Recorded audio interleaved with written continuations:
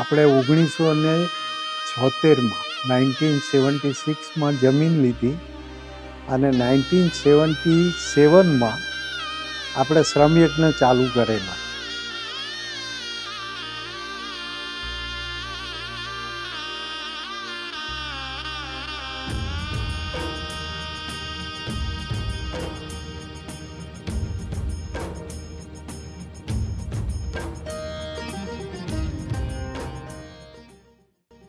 યોગી બાપાનો પ્રસાદીનો આંબો અને જ્યાં યોગી બાપાએ પધરામણી કરીને લાલજીને સ્નાન કરાવીને પ્રસાદીનો જળ જે કૂવામાં સિંચેલો એ જગ્યાને મુખ્ય પ્રસંગ કહેવામાં આવી. ભગવા હૃદયના સાધુ થઈને જીવવા નીચે મંત્ર દીક્ષા આપી એ પછી બરાબર 10 વર્ષે 1976માં અનુપમ મિશન પબ્લિક ચેરિટેબલ ટ્રસ્ટ તરીકે એટલે કે ગુરુ હરિ સાહેબ દાદાનું સ્વતંત્ર કાર્યક્ષેત્ર તરીકે નિર્માણની શરૂઆત થઈ. અનુપમ મિશનનું એમ્બ્લમ ધર્મચક્ર પણ લહેરાવવામાં આવ્યું, સ્થાપિત કર્યું.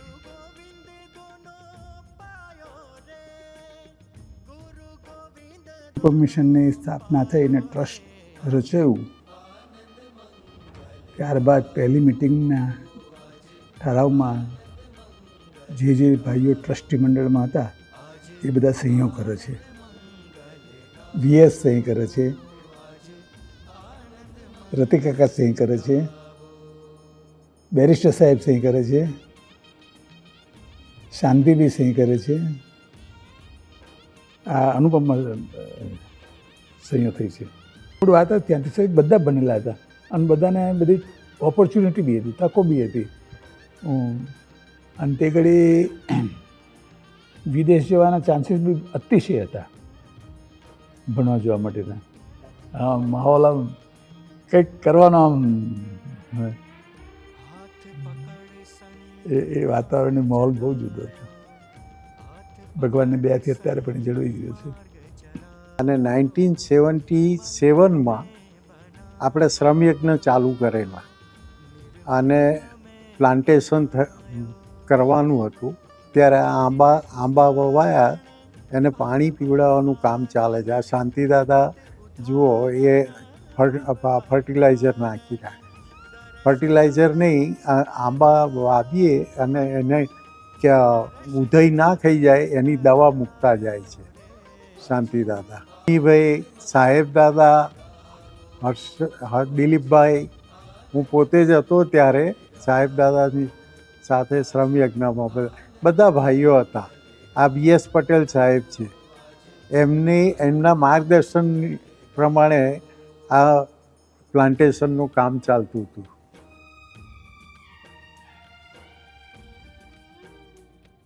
શ્રમયજ્ઞ કરતાં કરતાં થાકી ગયા હોઈએ ત્યારે બ્રેક પડે.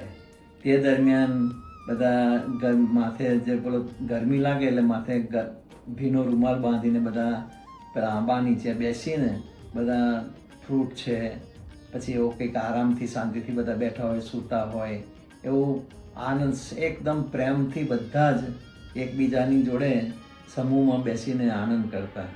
અને એની જે મજા હતી એ તે વખતે ઇન્વોલ્વમેન્ટ જે બધાનું હતું એ આપણને એમ લાગે કે કોઈ નાનું નથી, કોઈ મોટું નથી, પણ બધા અને મોટેરા ભાઈઓએ એટલું બધું આપણી જોડે આત્મીયતાથી જીવ્યા ને તો આપણને એમનો મહિમા અને એ સેવા કરવામાં આપણને નાના કે મોટા એવું કશું લાગ્યું નહીં અને પ્રેમથી બધા એનો આનંદ કરતા. અત્યારે જે ઇવેન્ટ આપણે જોઈ રહ્યા છીએ ત્યારે હું પોતે હાજર હતો.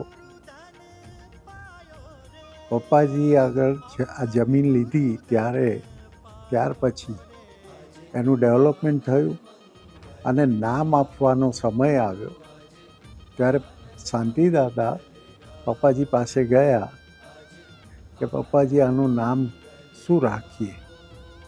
અનુપમ મિશન તો હતું જ, પણ આ કેમ્પસનું નામ આપણે પપ્પાજીને કહ્યું કે શું રાખીએ? તો પપ્પાજીએ પોતાના અક્ષરમાં લખીને આપ્યું બ્રહ્મજ્યોતિ. આપણે 50 વર્ષની જો ઉજવણી કરતા હોઈએ તો એ મહાત્માની ઉજવણી છે, ગુરુ ભક્તિની ઉજવણી છે, ગુરુ આજ્ઞા પાલનની ઉજવણી છે.